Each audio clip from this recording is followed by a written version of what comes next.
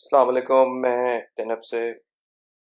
तो आज हम बताने आए हैं कि जैसे आप सुनते आ रहे हैं न्यूज़ में, डेली न्यूज़ में, अगर डेली न्यूज़ में नहीं तो एवरीडे तो सुनते हुए आ रहे होंगे कि बहुत सारी नई कंपनीज बन रही हैं और वो उनका जो मेन फोकस है वो है ब्लॉकचेन टेक्नोलॉजी की तरफ से, मेनली मेटावर्स। मेटावर्स नहीं हो तो बेसिकली जो भी उस चीज़ में आती हैं चीज़ें, जैसे ब्लॉकचेन में मैनी डिफरेंट एप्लीकेशंस आती हैं, तो उस तौर पे उन कंपनीज का फोकस रहता है।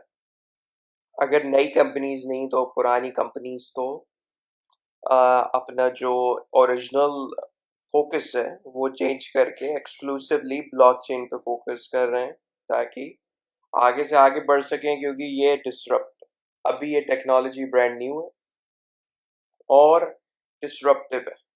तो आने वाले वक्त में यही सारी चीज़ें होंगी जो कि ज़्यादा से ज़्यादा रेडली अवेलेबल होंगी। और जैसे कि लोगों ने नाइन अर्ली 90s में इंटरनेट को रिडिक्यूल किया था, इंटरनेट का मजाक उड़ाया था, तो इसी तौर पे ब्लॉकचेन का भी फिलहाल वही वक्त चल रहा है, ब्लॉकचेन टेक्नोलॉजी का एक और उससे रिलेटिव सब्सिडरीज। क्योंकि देखें, ब्लॉकचेन सिर्फ कॉइन्स तक महदूद नहीं है। कॉइन्स तो उनकी एक एप्लीकेशन होती है।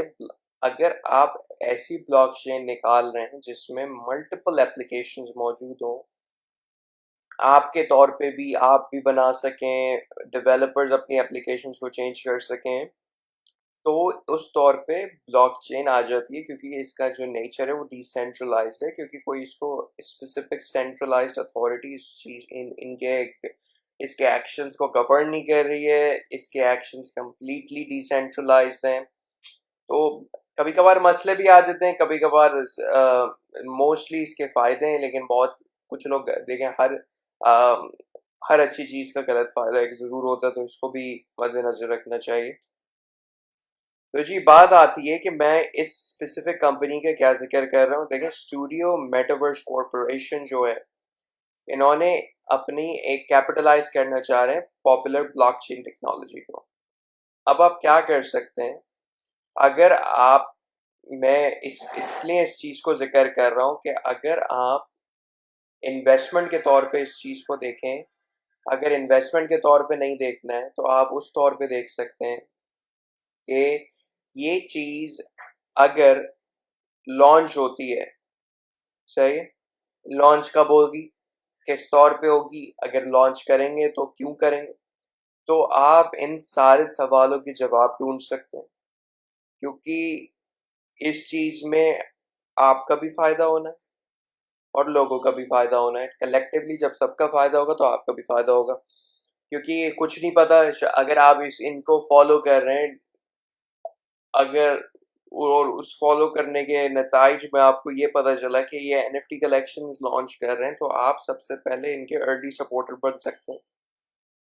अर्ली सपोर्टर नहीं तो किसी और तौर पे बन सकते हैं। देखिए, मैं कोई इन्वेस्टमेंट आपको डिसीजन नहीं बोल रहा हूँ, मैं आपको एक आ, किसी चीज़ को एनालाइज करने के तौर पे एक मशवरा दे रहा हूँ कि आप कोई भी चीज़ को उठा के एनालाइज कर सकते हैं और बेहतरीन से बेहतरीन रिटर्न्स हासिल कर सकते हैं, अगर आप किसी भी चीज़ में इतने अर्ली हैं कि आपको इतना फ़ायदा हो जाए कि आप अच्छे तरीके से और प्रोजेक्ट्स में इन्वेस्ट कर सकें।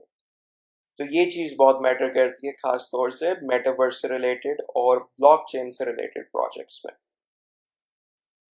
तो जैसे मैंने आपको लास्ट सेगमेंट में भी बताया था कि मेटा फेसबुक की पेरेंट कंपनी अब हो गई है।